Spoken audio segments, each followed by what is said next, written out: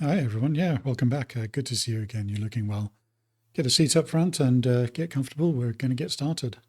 Because, yes, there's a show. It's all been happening, and now you want to know. But before we can start, we must begin with hello. My name is Sean, your host and fellow.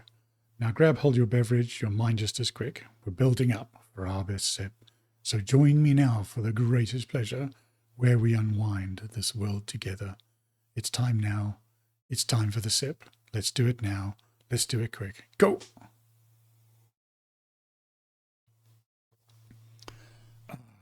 It's absolutely wonderful. Well, Patrick Francis Mitchell, a 70-year-old retiree from the villages in Florida, walked into a Sam's Club in Lady Lake and casually peed on two entire pallets of canned goods in aisle 18.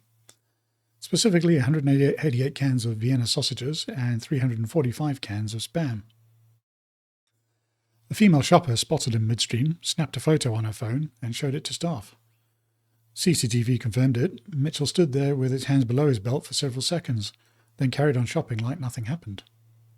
He even used his Sam's Club membership card to get in and bought other items before leaving. The store had to destroy over $10,000 worth of contaminated products, and police tracked him easily via his membership and driving license photo. He was arrested at home, charged with disorderly conduct, felony criminal mischief, and later he agreed to a pre-trial deal to pay $8,000 in restitution and community service. I guess if you ever need to mix your peas with your Viennas, you could spam that to everyone or just call for a clean-up on aisle 18. Meanwhile, over in the UK and France strike a new £662 million small boats deal. On Wednesday, the UK and France finalised a 3-year, £662 million border security agreement to curb illegal channel crossings, with Home Secretary Shabana Mahmoud set to sign the deal.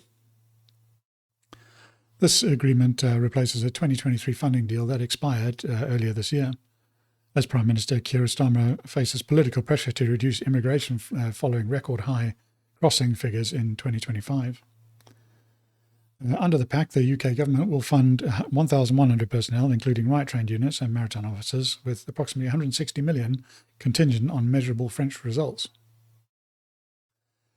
France will deploy advanced surveillance systems, including drones and helicopters, with the agreement aiming to increase law enforcement presence to 1,400 officers by 2029. This is a good thing. Border security is a hot topic at the moment, and it will go some way to alleviating those concerns. If we look at the numbers, 662 million is quite a lot of money. It's an increase from the previous lot of 480 million.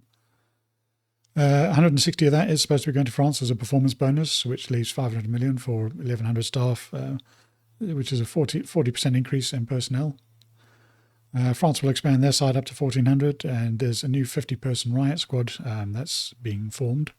5 new specialist police units, 20 new maritime officers, plus a new vessel. Expansion of 18 intelligence staff up to 30. 2 new helicopters, more drones and more cameras. So, a respectable increase for sure. How quickly results will come in will be dependent on how fast it ramps up and how much of it will actually be enforced. So we'll see.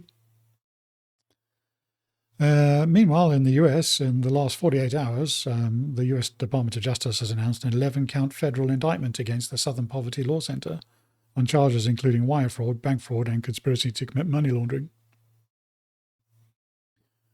The core accusation is that the SPLC, while raising millions from donors by promising to fight hate groups and extremism, actually funneled this money, more than $3 million, to leaders and members of the very white supremacist, racist, and extremist organizations it publicly tracked and opposed.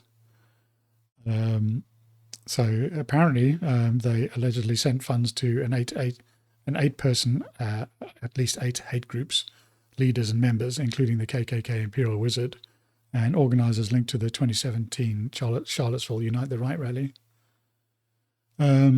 They're framed as kind of internal paid informant programs, but prosecutors allege that the money directly enriched those and sustained those same groups. The SPLC told donors it is working to dismantle. Yeah, that's kind of part of the problem. If there was nothing to target or dismantle, there would be no need for these other counter groups to exist. So there is some incentive there for people to carry on. So it's not surprising, really. The indictment claims that they created a fraudulent scheme. Donors was misled into believing the money was opposing extremism, while the SPLC had used it to actually pay the extremists and lied to the banks as well. So how is the SPLC linked to the KKK? So the indictment alleges that the SPLC paid the KKK leaders and members millions of dollars as informants.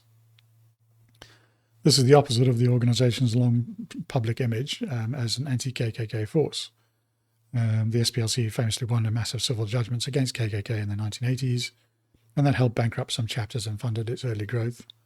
But, I mean, that was 45 years ago now. So critics and the DOJ now portray the SPLC as secretly subsidizing the KKK while fundraising on the claim that it's fighting them. That's a common story, even like in California with the homelessness, there's so much money that goes to those charities, but homelessness never improves. So it seems to all be part of the same recipe, really. This is quite extraordinary, but not entirely surprising. Scott Adams would say that large organizations with access to large flows of money, that's never audited and never looked at closely. Corruption's not going to be far behind. Add to that how often we see the accusers blaming others of things that they're actually doing themselves. It's just uncanny how those two stories play out all the time.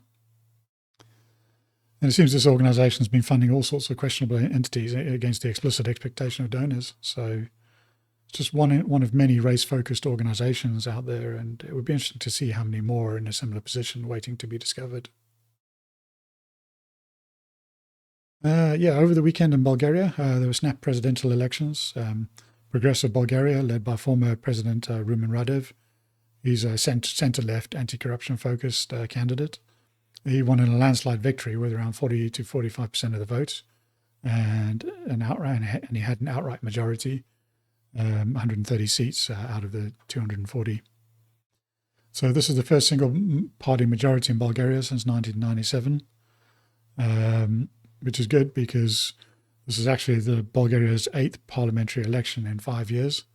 So it's almost 2 elections a year because of the instability. It's triggered by the government instability, the corruption protests, and the resignation of previous administrations. So high voter fatigue is an issue, but turnout was just enough to clear the result. So we'll see.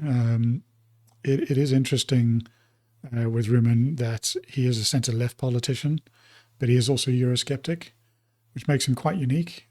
I can't recall any other lefty politicians that want stricter borders and want to distance themselves from the EU. So it will be an interesting one to keep an eye on.